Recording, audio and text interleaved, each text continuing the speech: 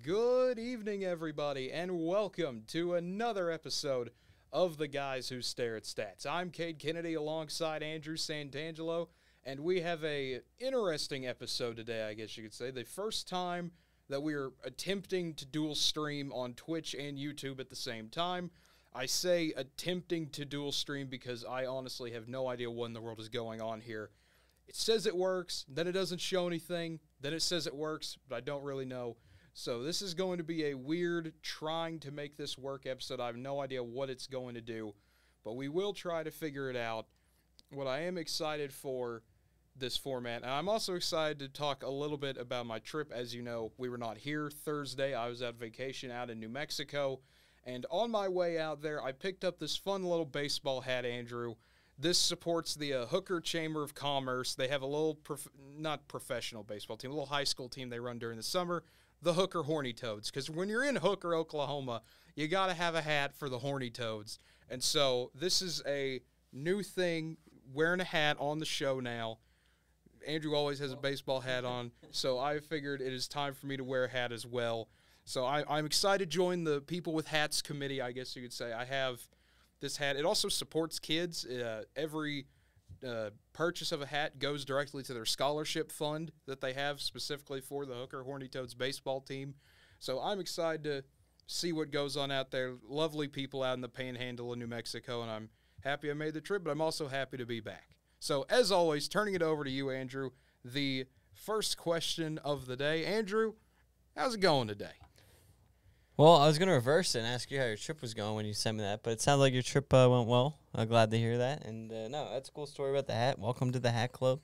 It's always been a big collection of mine. I have plenty of hats back in my house. So, no, I always try to get a new hat every year, if not more than one.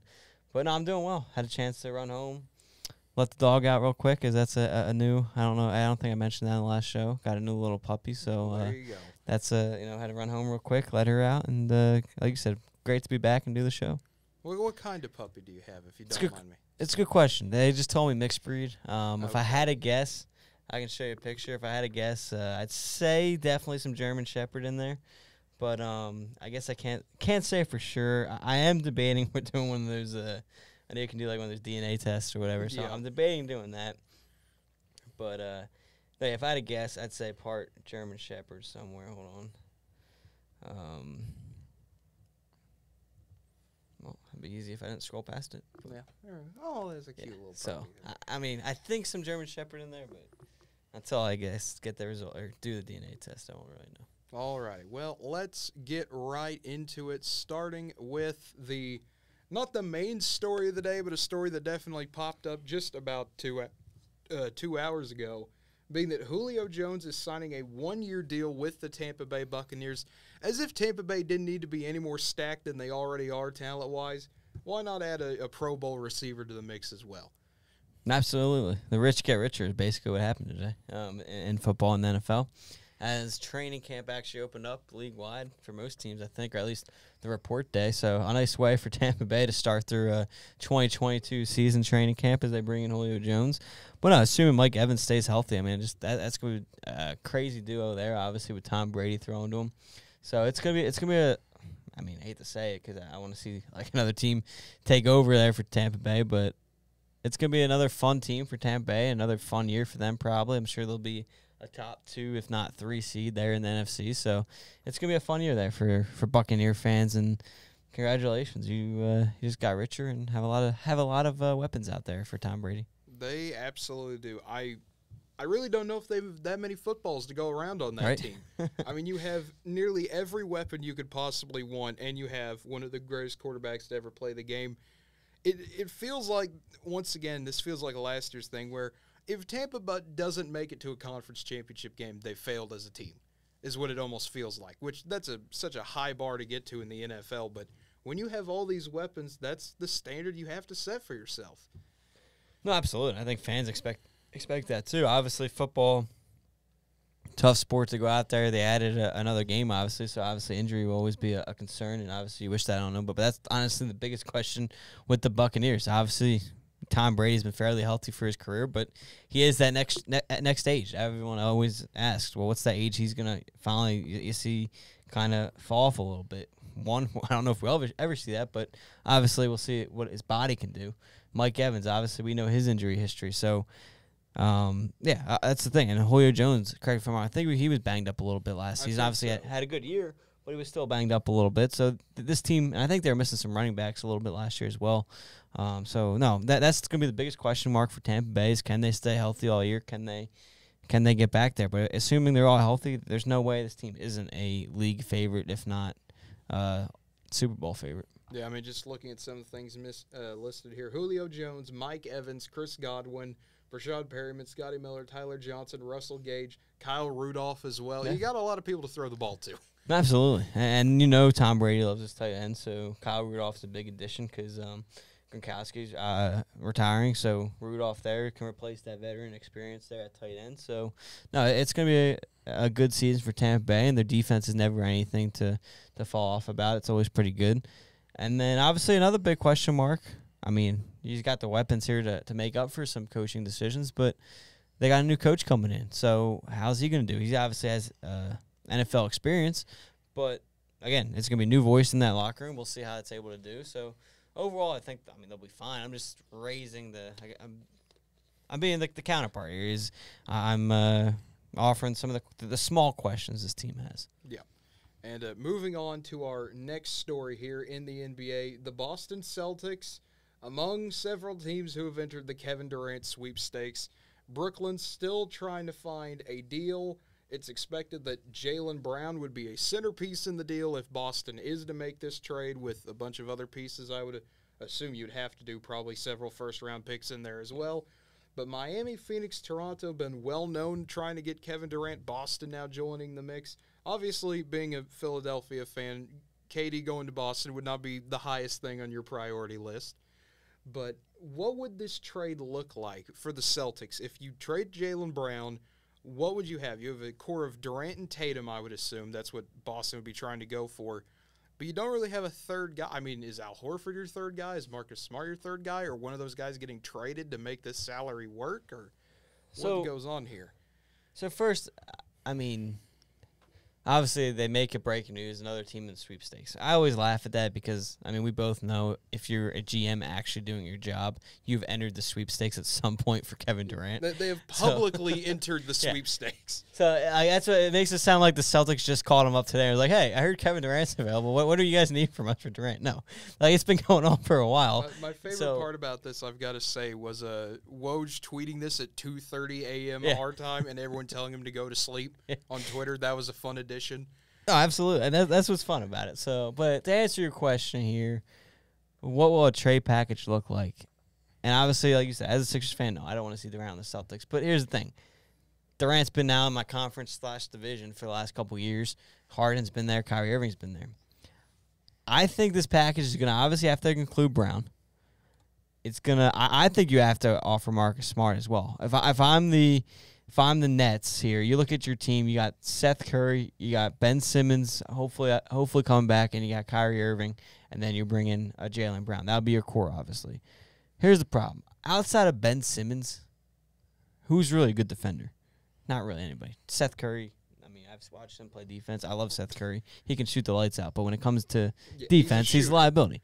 Joe Harris, he's a liability on defense. So, to me, go get a defender. You're going to bring on Marcus Smart in this trade as well. And you can even have Smart come off the bench. We've seen him be a sixth man before, so you can roll out a lineup of Kyrie Irving, Jaylen Brown, or maybe even put Smart small forward, but you have Joe Harris still, obviously. Or no, I'd even possibly move Brown to, this says shooting guard on the trade machine, but I'd even move him to possibly small forward. And you can roll out Irving, Curry, Brown, Griffin, and then a center. I forgot they lost Andre Drummond. I was going to say Drummond, but I forgot he went to Chicago for a second. But so there's options there. But no, if I'm the Nets, I'm asking for Brown, Smart, throw in a younger guy maybe you take a chance on. So, I don't know, maybe. Actually, you might try to bribe him into letting you get one of the Williams. I'd sacrifice an extra first-round pick for one of the Williams, and then you can roll out Williams at the power forward/center, whether it's Robert or I think it's Grant Williams. Is that correct? Yeah, Grant yeah. Williams. So I'd roll out one of them. And now you do Brown, Smart, Williams, and maybe a 2 firsts or something like that. So, I mean, that's a lot because you have to fix the money too. I mean, Durant's $44 million. And here's the thing. And I know we touched on this. I can't say if it was last week or the week before that, but again, I know I mentioned it. I think you agreed with me, but sometimes, even though you're getting a guy like Kevin Durant, is all those pieces you're giving up make you better or worse? So now, if you're the Celtics, you're going to roll out Durant, Tatum, one of the Williams, obviously, and then Brogdon, point guard. Are you getting better? Obviously, you're getting the best player and a generational talent piece, but is losing Brown, Smart, and Williams a huge loss where, I mean, this team made the finals last year. So does that trade make you that much better in my eyes? And I know this is something we talked about when Boston was making that finals run. Jaylen Brown was probably the best player on that team when they were making their finals run. Do you risk trading your best player for Kevin Durant, who is 34 years old, can pretty much get out whenever he wants to if he doesn't think the team's fit to win a title? He can move whenever he wants. You trade away Marcus Smart potentially. You're losing the defensive player of the year and possibly your best player to get Tatum, who we don't know if he can play in the big moment. Now, obviously, that's what Kevin Durant would be there for, and you could move Tatum to a second option, which would be good for Boston. But like we said with the Gobert trade to Minnesota, I don't know if that's the best thing for him. You just made the finals in an East that you really only have 2 or 3 main competitors you're dealing with already. Why would you risk it? No, absolutely. And here's the thing. If you're the Nets, you're trying to get as much out of it because obviously Durant wants out. So this to me, if you're rolling out a lineup next year and I would assume this would make Kyrie happy enough to stay. I obviously could be wrong. I don't know Kyrie personally. So I think it'd be enough. So you'd roll out Kyrie, Brown, Smart, Williams, Kirk. I think that team's good enough to challenge I mean, I'm just taking them because they were the Eastern Conference final representative. Eastern Conference team represented last year. I think that team is good enough to challenge a Durant, Tatum, Horford, I guess, big 3. I'm not the big – I mean, I like Brogdon. I'm not the biggest Brogdon fan, so I'm out. He's a good point guard, but is he – I don't think he's the next level that's going to take you to the next level. And then – because here's what worries me about this Celtics roster if this trade went through is where's the depth? I mean – who you having coming in play for Brogdon? White, I know he had an exceptional year. Is he that amazing? I mean, I think he played better than he really is this year. Who you having come in for Durant? I mean, I think you'd leave Durant or Tatum on the floor at all times, one of those two, and you interchange their substitutions. But, again, who's coming in for them? I guess it would be Danilo Gallinari. So, no, I mean, exactly. But to me, he's coming in for a Horford or a Williams. And that, I don't know. That's where it's gonna get challenging for the Celtics. Where if you're the Nets here, you got Joe Harris to come in, a good shooter. You got O'Neal. He's been a proven player. I'm not the biggest Goran Dragic fan anymore. I mean, I think he's kind of past his big time playing days. But Patty Mills off the bench, another good player. I mean, T.J. Warren they signed. So this Nets team, if they're able to do this deal, they have the depth to still get to the final. So I think from a Nets standpoint, this is one of the better teams to go out after. Obviously, the Suns are up there. I don't know if many teams can match the Celtics package. Is basically what it comes down to. I'll tell you what, it'd be funny if a trade with these 3 go down, or these 2 teams go down just because of the trade we saw in the past, the Garnett and Pierce. So it'd be kind of funny if they have another big-time blockbuster trade. Yes. I mean, there's a history between these two when it comes to these trades, like you just said. But would history repeat itself? Would it be Boston sending their assets and something bad happening to them this time? I really do. You mentioned it. 34-year-old Kevin Durant. Obviously, he has plenty. I mean, I think he has at least 4 more years. Yeah. But to your point, he's 34. He's had an Achilles injury already in his career. Who knows what his time period is? Like, who knows when it's going to give out or something like that? Kind of like the Tom Brady thing. You just wait for that moment where you start to see the drop-off. And, I mean, let's look at a guy like LeBron James. That guy's been one of the healthiest players in his career. And then in the last 2 years, he's gotten hurt. I mean, obviously still played a lot of games, but he's gotten hurt because the mileage catches up to him in a sport where you're just think about running down up and constantly. And, I mean, it's a big court to me, but for those guys at this point, I mean, it's pretty small. I mean, it's nothing running up and down that court for him. So that mileage just piles up and having to go up and down the court. So, I don't know. I think from a 1-year standpoint, if this trade went down, I think you could probably argue the Celtics won the trade. But an overall 5-year down the line, I would say the Nets would win a trade like this. I think so, too. It's one of those, what are you looking for? Yeah. If you're Boston and you want it short-term, here's our window. We've got 4 years to put together a team to win a title, and then we can do whatever we want. Perfect. You can do that. But the Nets, I feel like this would be a longer game for them. Okay, Kyrie's probably not going to be here in a year or two. Wherever he goes off to, probably the Lakers. Let's just assume that happens either this year or next year. You're left with Marcus Smart, Jaylen Brown, and Ben Simmons. Those are your 3 best players, more than likely, unless something crazy happens and someone comes out of nowhere or they draft someone amazing in a first round or second round or something like that. That puts you as a contention kind of back where they were before Kevin Durant and Kyrie Irving came here, as this fringe 7, 8, 9 team maybe in the East, maybe the 10 seed, maybe the 6 seed. Who knows? Somewhere in that 6 to 10 range, just making the playoffs, waiting for your moment. Because they're going to go out eventually. Your big 3, your Miami, your Philadelphia, Boston, their runs are going to come to an end eventually. You're going to have your moment. Yeah, absolutely. And this is where it's going to all come down to, and I've lost my trust in him. Yes. But it really is going to all come down to Ben Simmons. It is. Because like you mentioned, Kyrie. Of all people. No, but here's the thing. Because Kyrie's either going to be out this year or he's going to be out, like you said, next year. Like whether it's the Lakers or whether it's another team. He's already mentioned he really doesn't want to be there. So eventually he's going to find his way out. So it's going to come down to that guard spot's going to open up. Can Ben Simmons come back, be the All-NBA player he was? Can he be the All-Star team he's made before? Is he going to be that guy? Or are we going to see a shell of himself and you're only going to get a handful of assists or something? He's not going to be an All-Star. So it's going to come down to what type of player Simmons, because he's going to have to fill that Kyrie role if Kyrie does leave. But here's the thing, too. If Kyrie stays, are you going to move Simmons to, I guess, a forward spot?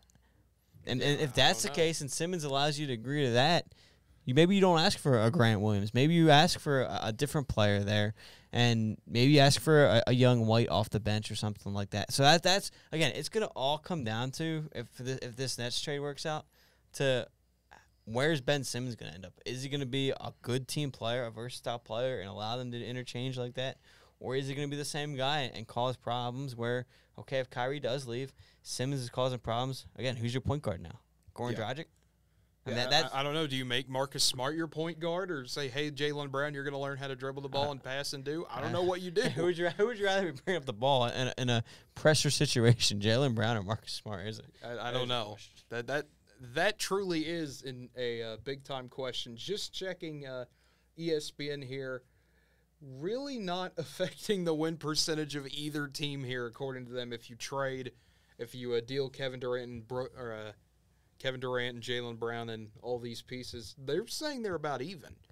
And again, that goes, and that's why I said you got to be careful with the name, because obviously, yeah, if you want Kevin Durant on your team, but if you're giving up a package like this, is it really making you that much better? Because you're giving up 3 solid players for 1 great player. But again, depth is huge in the NBA, and that's where the issues come. And, I mean, this stuff values that, and that's why you don't see much wins here. So, no, it would be an interesting trade. I think, obviously, we all want to see what it winds up doing. And this is where the Rudy Gobert trade comes into play, too, is the Nets have that leverage now. Listen, the Jazz got this, and this for Rudy Gobert. Hey, they got 5 first-round picks. What can you do for me? It's nothing against Rudy Gobert, but I think everybody in the world would agree that Kevin Durant's better than Rudy Gobert. Mm-hmm. So all they got to say is they got this for Rudy Gobert, so we want at least that and more.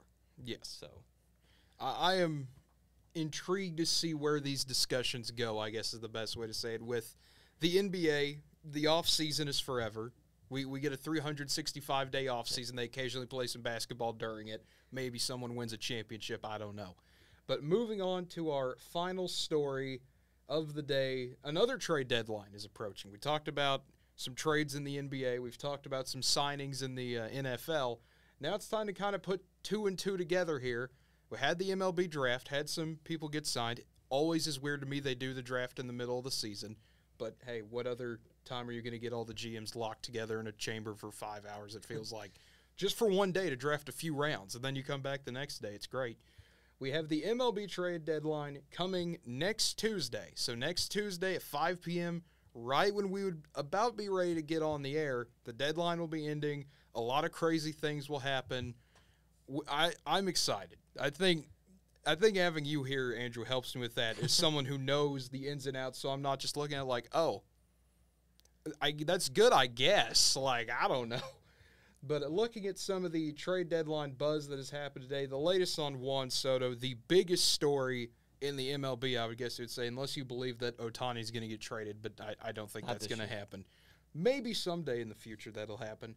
But Juan Soto, the common consensus to a lot of people is the Nationals are going to deal him. You don't just decline a 15-year, $440 million contract and not get moved after that. If you're not going to commit to the Nationals, and I mean, I don't know if you would want to, given the state of the Nationals right now. But the latest on Juan Soto, as of Tuesday morning, one rival executive believes the Nationals are still relatively early in the process of sorting through offers for him. A lot of the foundation for potential deals still needs to be constructed. Now, the two teams I have heard through rumors and reports coming out as big suitors, I guess you could say, San Diego and St. Louis. Those are the two names I've heard quite a bit. It wouldn't surprise me if someone else snuck in there, the Dodgers and teams like that. They're always seeming to be around when deals like this happen. But it's going to be fun. The Juan Soto sweepstakes is on, like you said with Kevin Durant. I'm sure everyone's going to have an offer. It's just who are we going to hear about it from? Yeah, no, this is my favorite. I think it's the best trade deadline all around in all of sports. To me, the MLB trade deadline never fails. This year they added an extra wild card team, so it's only going to be that much better. The bidding for players is only going to be higher because there's going to be more contending teams for those wild card spots. So you're going to really have to give a team what they want. That way they're willing to part if they're close to the wild card spot. So you'll see some contenders for a playoff spot give up on a player, which will be interesting and fun to see the reaction of certain teams like that. But no, strictly Juan Soto, I think, like you said, declining that contract shows he wants out. He's going to be dealt at the deadline. I truly believe that. I think St. Louis will win. I think they have the best mix of ready-now players / upcoming prospects. It's about managing it and getting it to what they want to do. And they are obviously a true contender. I think they sit 2 games back from the Brewers as we sit here and talk now. And they lead the final wild card spot by a half game. So they're obviously a true contender. Nationals are about 30 games under 500, so they are not mathematically out of it, but they're out of it. And again, I think the Cardinals have the best to offer. You'd probably see Carlson, Donovan as 2 big headlines who have seen MLB time this year, and then obviously some probably a 3 or 4 prospect built package there. So, and I know it sounds like a lot, 6 for 1. But that's a deal you take. It's a deal you take, and this is what always makes me laugh is seeing fans upset when a big deal goes down. And you'll see whether it's the Cardinals, the Phillies, like whatever team trades for him. Oh, I love that prospect. I got to watch him in the minors a couple times. He's going to be a good player. Blah blah blah. Like I always love hearing that, and like fans getting upset because they traded a prospect who's 2 or 3 years possibly away from the majors for a guy who. A talent you don't get to see that often. It's not like you're trading for a mid-level tier player. You're trading for a generational player. His average is down a little bit this year, but overall, I mean, he's got a lot of talent, and once you lock him up, you'll be able to get the deal done. And here's the thing. Here's what Cardinals have going for him, too, is they obviously are a city to fall in love with. I mean, you look at the years past, Yadier Molina, Adam Wainwright, Albert Pujols. I can keep going on and on if I really wanted to. And you know Soto's going to buy into it. And what better way? How do you not fall? If you're him, how are you not going to fall in love with a lineup of Goldschmidt, Arenado? They'll still keep Gorman. I guess they could give up Gorman instead of Donovan. I think that'll be an interesting which one they maybe part with on that. They'll pick someone. But, yeah, they'll get Donovan or Gorman. And so either way, it's going to be a fun. Obviously, you still have Tommy Pham, too. I mean, so sorry, not Pham, Edmund. Wait. Edmund, right? Yeah, I was saying Tommy Pham was a long time ago. No, I that is a classic Cardinals era team. So No, so you have a ton of players in that lineup, and it'll be fun. I think the Cardinals, if they can't go with Juan Soto, I think they're going to be a very active team. Obviously, if they don't get Soto, there'll be a lot more prospects to open up with. So I think they'll be actively on the market for starting pitching or hitting as well. So, no, this Cardinals are a team to look out for Juan Soto and then just in general. And I think they'll win the sweepstakes. We've seen them make deals in the past, and I'd be excited. And, again, if you see 6-for-1 deal, don't panic. Don't be surprised. Yeah, it has to be that kind of panic. We may trade half the Memphis franchise just for Juan Soto, but that is a sacrifice I'm willing to make. Yeah. On the fact that I will probably never see half of those guys come to the light, even though I'd love to see them at some point. Well, and here, my last thing with Juan Soto, and I'm not saying if his team was better, he'd be hitting 350. I'm not trying to say that. But you got to remember is when your team's bad, you can make an argument Josh Bell because he's having a better year, but there's nobody in that lineup. So no pitchers are trying to throw to Juan Soto. So everything he's getting is out of the zone.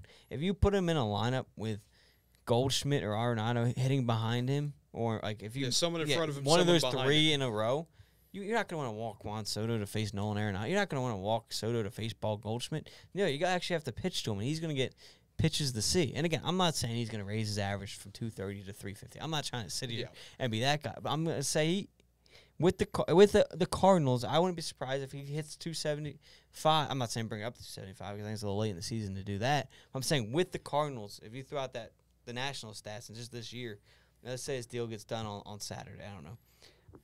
You'll be able to see him hit 275 probably with 10 to 15 home runs in the final 2 months of the season with a lot of RBI. So, no, this is a deal, and this goes not just for Cardinals. This goes for any team who's contending and needs I think he's one of the best outfielders, so even if you don't need an outfielder, it'd be a good deal. But especially if you need an outfielder, go get this deal done. Exactly.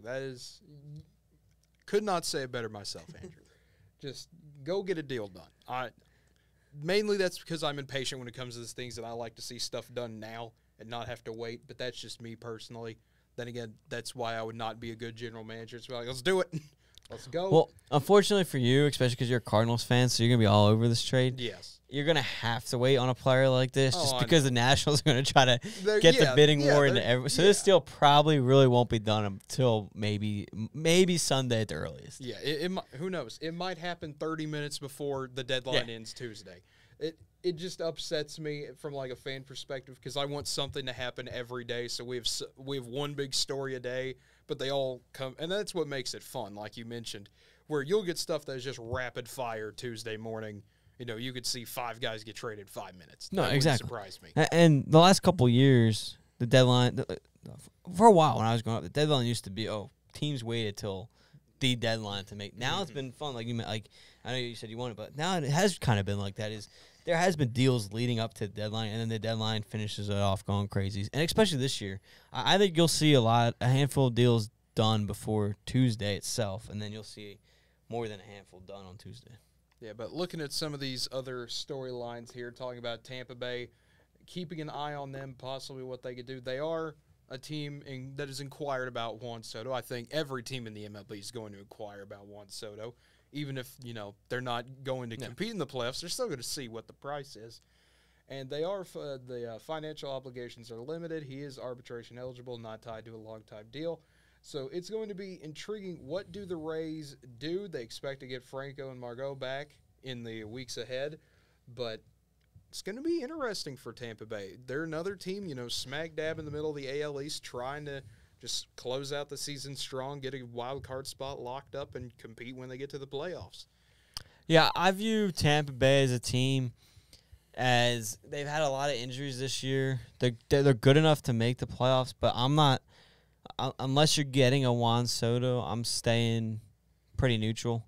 I think they're talented enough where they can stay, they can still make noise, but if you come back next year healthy with a healthy young Franco and everything, I think next year could be a fun year for Tampa. So obviously, go ahead, make trades, get better, whatever. But their team I see staying neutral, not selling or buying. I think they just stay pat where they're at. Hopefully they get some guys back, and they'll hopefully take off when they get them back. But no, I don't think they'll be too active at the deadline. All right, and then the final team we have a little bit of reporting from. I mean, the other one there, just talking about the Nationals and Padres, how well is that a fit? We already discussed that a little bit. But the Cleveland Guardians have 2 players who could be heading to free agency. Their catcher, Austin Hedges, and reliever, Brian Shaw, and with some contenders looking for catching depth. Would the Guardians listen to offers? Buster only reporting they possibly could. We'll see. I mean, that's kind of the nature of the business. Even if it doesn't feel like a good offer, it's a guy you want to keep, you'll still listen to the offer. You're still going to see what you can get for him. Absolutely. Cleveland's a team I have never figured out. They've always had talent. I've always thought they should go for the home run play, and they really haven't. You saw them move on from Francisco Lindor, traded him to the Mets. I was disappointed to see that, just because I've always liked Cleveland. I thought their team has been good enough. They've got pitching left and right on that team, especially when Kluber was healthy, Trevor Bauer was over there, and so I was disappointed to see them move on, because I thought they traded a lot of players. They were expected to have a down year, and they're sitting here competing for a playoff spot. Some pitchers have really come back to life and impressed people this year. So they're another team I could see standing still. But again, they're a team obviously not viewing themselves as true contenders right now. That's partially why they gave up on a Francisco Lindor, and they traded – I don't know why I'm blanking on the pitcher's name they traded last year. Oh, Carlos Carrasco in that deal. And they traded another starter I'm blanking on. But again, so obviously they had the talent there to compete, kind of like the A's. They kind of gave up on some play, but they're over competing right now. So they're a team, if they get a call for an Austin Hedges, I think they'd be willing to part with him. I think especially because they're free agents, and they're a team that usually makes a deal. So I wouldn't be surprised to see him. Especially, you saw him make trades with the Mets last year. Mets are a team that are looking for both a catcher and a reliever, so who's to say that a deal with them doesn't get done again? I was a big rumor today. Mets are looking for Contreras and Roberson from the Cubs as a possible deal. Also saw where Ian Happ is a potential person that could get traded from the Cubs, which as a Cardinals fan, let me say, please. That guy torches us every time. I do not like it. Listen, I need another outfielder, so I'd love to add Ian Happ, so please find a way to get it done. But, no, so I could see that being a suitor. But, no, I would not be surprised to see those two guys mentioned in Hedges and Shaw traded, just because that's who Cleveland is. And here's the thing, though, too. I wouldn't be surprised to see them flip it if they have a good week here leading up to next Tuesday, and then go, let's not trade for Juan Soto, but let's go trade for a lesser player where we don't have to give up that much. But this guy could be a difference in a playoff run, kind of like you saw last year when Acuna went down. You saw the Braves, they weren't trading for a Juan Soto-type player, but they traded for Jorge Soler, a Jock Peterson, guys that will make a difference, and they went on a huge, obviously, World Series run and won it.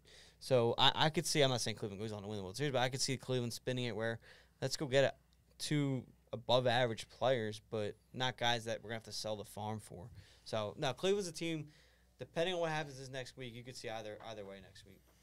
Yeah, it's going to be fun for sure. But moving into our final thing to talk about for the day, there is Big Ten Media Days going on and all that. We'll get to that later on down the road in some other show because I'm going to be honest, not a lot happened at Big Ten. There are a few things that are of somewhat interest, but we'll keep it more baseball-oriented here to round out July. Looking at the standings before we get on out of here, the Yankees continuing to control the AL East, as you'd expect, with that 66-31 record they have.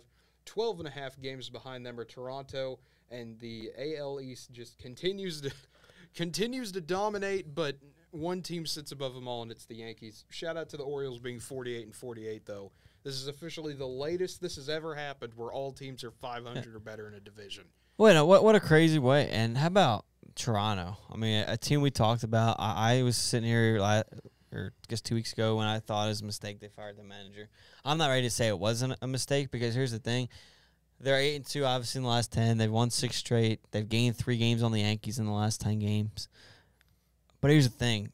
I don't want to call them lucky, but you look at the schedule they had right after. Not only that, but look at the players that were missing. The Phillies, they were missing 3 of their best hitters. when they went up there because they weren't vaccinated. You look at Kansas City. Kansas City's not even good, and they were still missing half their they team. were missing 40. Like. Yeah, I think it was over 40% of their team, especially Andrew Benintendi. Cardinals. I don't know if that series started last night. I can't remember if it starts tonight, but they're missing Goldschmidt, Nolan Arenado, and somebody else. I think tonight. In that lineup. So there's two. I think it's only 2-game series. So there's 2 games. I expect Toronto to beat St. Louis just because they're missing 3 of their best, their 3 best players in Goldschmidt and Arenado. So again, Toronto's a weird team to read just for that reasoning, but they're going to sneak into the playoffs. I think they will. They're not sneak, but they will get in, whether it's obviously probably wild card, unless Yankees have the biggest collapse in MLB history probably, which I wouldn't be opposed to. I don't think anyone would except the Yankees fans. But here's the thing. Could you imagine Toronto getting a home game? And, I mean, getting a home game and you're a team that has to go up there and miss all your players? Because it's, I don't know, I always forget. The MLB formatting this year is weird. There's 3 wildcard teams, and I'm pretty sure it's like the first 2 play each other, and then the third plays the 1 seed or something like that. So if Toronto is that number 1 wildcard team, and let's just pick, I don't know, let's pick the Mariners. Let's hope they finally break their playoff drought. Well, let's hope. And I'm not saying this. I have no idea who's vaccinated on that team. We're just using him as an example. But let's say Julio Rodriguez, the rookie of the year favorite, isn't that, and they got to miss him for the playoffs. And let's say Logan Gilbert, a surprise young pitcher. Everyone thought he was going to be good, but not like this good. He's having a very good year. Let's say he can't go up there, and you're now missing your best starter, your best Toronto could benefit tremendously there from that. But the counter to that is they're going to be limited at the trade deadline because you don't want to trade for an Andrew Benintendi because you're going to be missing him for all your home games if that's the case. So it's going to be – Toronto's an interesting team. We'll see how it shakes out. But they're a fun team to watch, and I like Vlad Guerrero and all them, so I hope they continue it. I hope so, too. It's been fun seeing some of the other teams you think about, but not as much, I guess you could say. Exactly. Kind of some of the underdog teams get in there. And the AL Central is full of them. I would say, probably one of the best underdog divisions in terms of teams. The Twins right now, 52-44 record. They are leading the AL Central by 3.5 games over the Cleveland Guardians, who are 48-47. And the Chicago White Sox just half a game behind. White Sox have won 7 of their last 10, trying to catch back up and get into the race here, even though people were calling to fire La Russa a little bit ago, and now here they are back in the division race. Yeah, another team, a weird team to read. A lot of injuries over there. Lance Lynn was missing a lot of the year. Kopech obviously has dealt with his injuries in his career. So they're another team. I hope they got a lot of guys. I would love to watch Tim Anderson in the playoffs in a big, meaningful game. They got Jose Abreu, obviously a fun name too. So their team, I hope, find a way to sneak in the playoffs, whether it's wild card or division. In that case, so. I don't know. I hope they do. Obviously, they have a lot of ground to make up, and we'll see if they're able to do it. But their team, I'm sitting here expecting them to turn it. They just got too much talent to continue to be this bad. And I will say is if they miss the playoffs, there's no way Lewis back next year. Yeah, I would agree with that. And the AL West, the Mariners we'll get to in a moment, but the Houston Astros are still in charge. 64-33 record, 12 games above the Mariners. And I saw the stat earlier today. The Mariners won 14 games in a row and moved up 1 spot, 1 game behind Houston. That's just how dominant the Astros have been as well. And then you've got the Rangers, Angels, and A's all just kind of trying to tread water, but they're making an effort, but they're not getting there.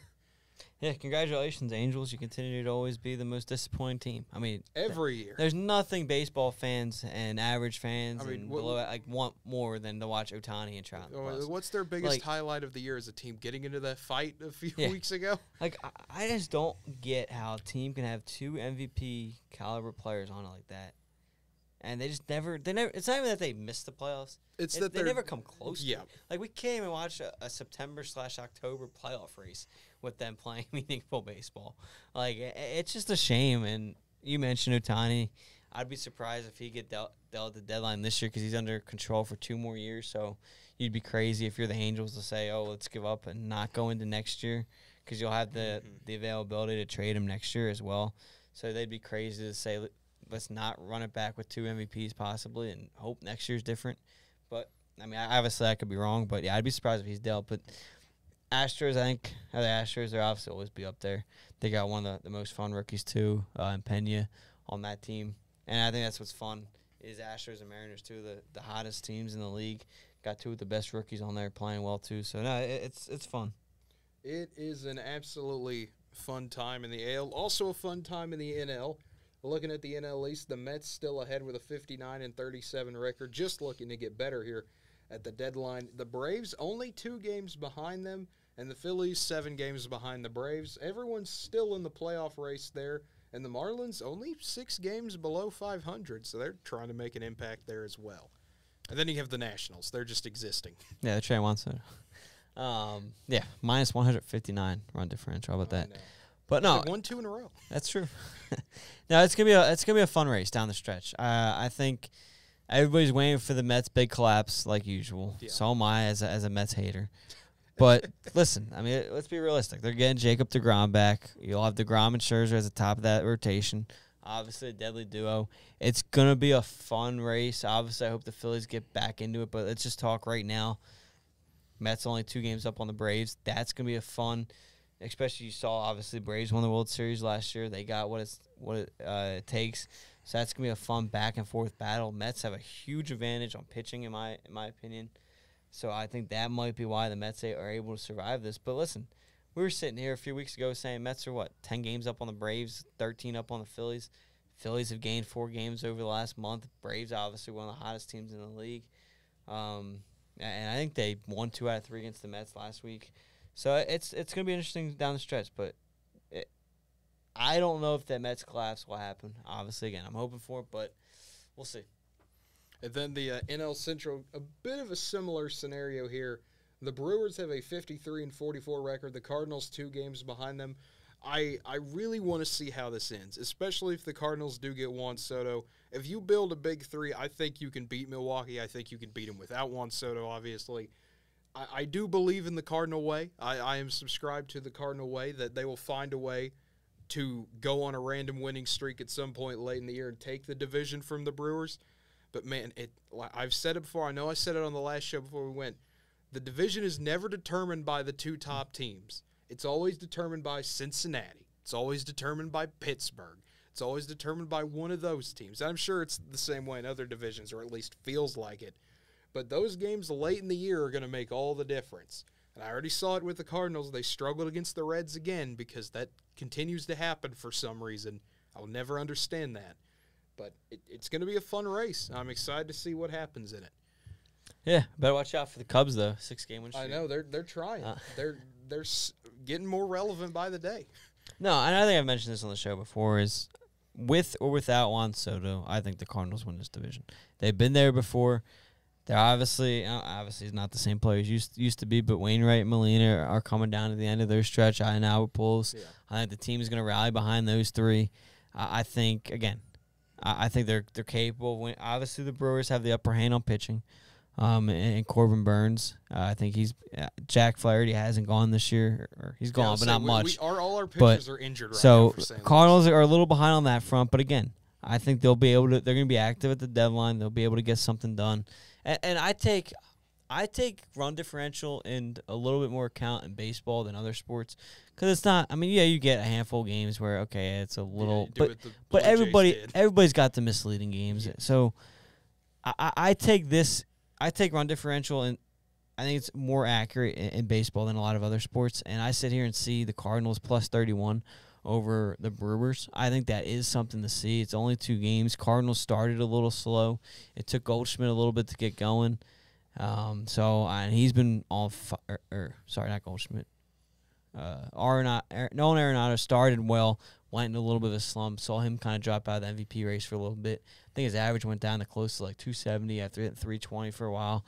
Now he's back to what he's been. And you saw his Cardinals team kind of take off a little bit and get back in that race. So I think St. Louis wins this division when it's all said and done. And I was saying this to somebody back home. I don't have a lot of trust in Milwaukee. I don't know what it is, because they're always there.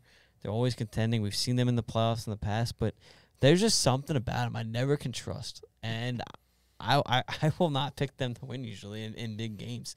And I get it. Corbin Burns is a fantastic pitcher, but that lineup, it just scares me. Like, there's really nothing in there that Christian Yelich isn't what he used to be. Like, there's nothing there. I'm like, oh, I mean, there's not like it's not a stacked lineup or anything. Yeah. I don't know. I just don't trust Milwaukee. And the final division to talk about, the NL West. What can I say about the LA Dodgers that hasn't already been said this year? Dominant, doing what they do best, 64-31 record, best in the National League, 11.5 games above the Padres, who are 54-44. When you're that good and you're still 11.5 games behind the best team, that just shows you a bit of the gap, kind of like how the Yankees are this year and the Astros as well.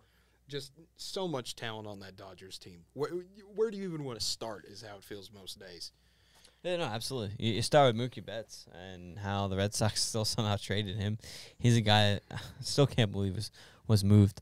But, no, I mean, they're the most stacked team from pitching to hitting. I mean, you got Kershaw, Walker. I mean, there's you name the player on that team.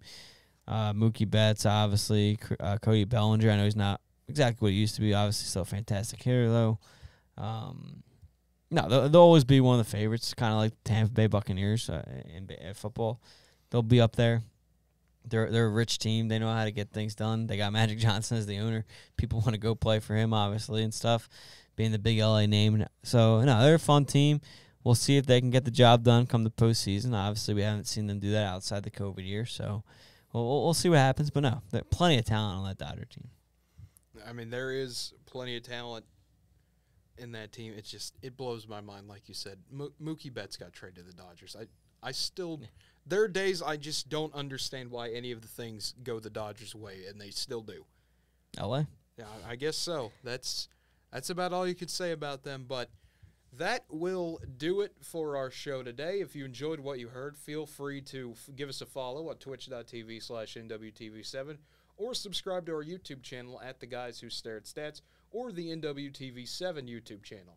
For Andrew Santangelo, I am Cade Kennedy. If you want to stay informed on when our next show is, you can follow us on Twitter, Facebook, Instagram, or TikTok at NWTV7.